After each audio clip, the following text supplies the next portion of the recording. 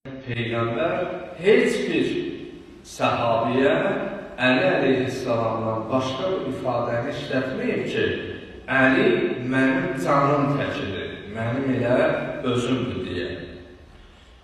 Hərbu Aliyyin harbullah və silmu Aliyyin silmullah. Əli ilə düşmənçilik edən, müharibə edən Allahla düşmənçilik etmiş, Allahla müharibə etmiş deyə və elə onu qəbul edən Allahı qəbul etmiş deyə.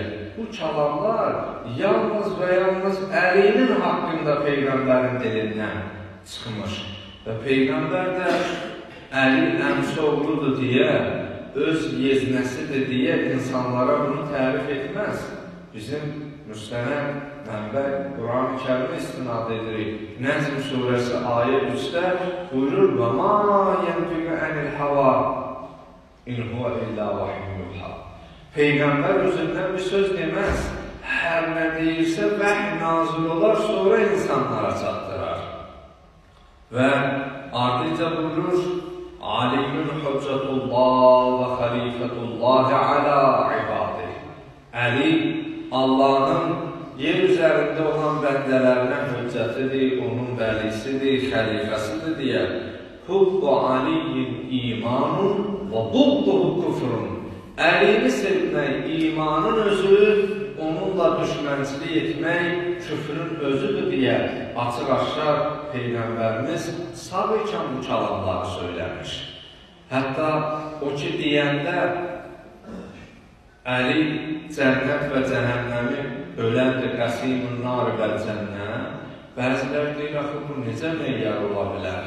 Ora gedəni təyin edən Allahdır.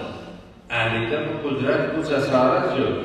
Peyğəmbərimiz ki buyurur, Əlini sevmək imanın özü, onunla düşmənçilik etmək küfrün özü, nəticə etibarıyla behişdə kim gedər, cənnətə kim gedər, mümin, cəhənnəmə kim gedər, kafir. O meyyar da Peyğəmbərimiz Əlini qoymuş, buyurur, hubbuhu imanun və bugduhu küfrun. Əlini sevmək iman, yəni mümin isə sevgisi olar, əgər kafirdirsə sevgisi olmaz. Yenə nəticə etibarilə meyyar Əli ibn Əbi Talibdə dayanır. Və ardınca buyurur: "Aliyyun ma'al haqq vəl haqq ma'aliyyun." Əli haqq